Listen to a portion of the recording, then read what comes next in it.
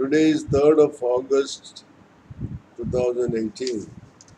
Yesterday I spoke to a few minutes introducing PUCL to you. I am one of the vice presidents of PUCL and my name is PB Dessa. I would invite you to become a member if you like our aims and objects and if you uh, agree with our aims and objects. We are defenders of human rights existing here in India for the last 43 years. We were born to save democracy, and democracy is the best form of government to safeguard human rights. That is why we will have to be very conscious and agile to defend human rights and thereby democracy. Now, our membership is not very costly. We have a permanent membership which we call as patrons, for which we collect 2000 rupees. There is another permanent membership known as life members, for which we charge 1000 rupees.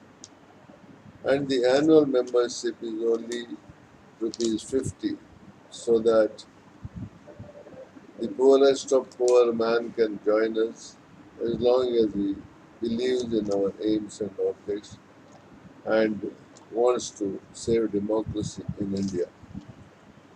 Now, from today onwards, I would like to speak to you often, and I call it Dil Ki Baat, not Man Ki Baat, because Dil Ki Baat will be full of affection for humanity, love towards humanity, love towards all living beings. Man Ki Baat could be anything. It could be negative, it could be positive, it could have double meaning, etc. etc. So, Dil Ki Baat will always be coming from the heart. Today, I'll speak to you on environment right. Environment, pure air and pure water is our fundamental right. And as Justice Suresh, retired Justice Suresh of Bombay, has written a book saying that every fundamental right is a human right. Human right list is long. It is much more than the fundamental rights. All the human rights are not included in the Constitution of India. Yet our Constitution is having most of the human rights because our Constitution was written a little later than the creation of United Nations Declaration of Human Rights was declared. Almost almost all rights mentioned in the Declaration of Human Rights are available in our Constitution, but unfortunately they are not implemented in India. Lot of improvement and lot of work is necessary to tune our rulers into the human rights culture, and for that the only thing which can be done is only by the citizens. If citizens do not take initiative, human rights will never be fully implemented. Rulers do not want to go by human rights because then if they follow human rights, they can't cheat people, they can't loot people, they can't become rich and wealthy. If the government follow the human rights, there is no chance of becoming over rich because human rights will always look after the democratic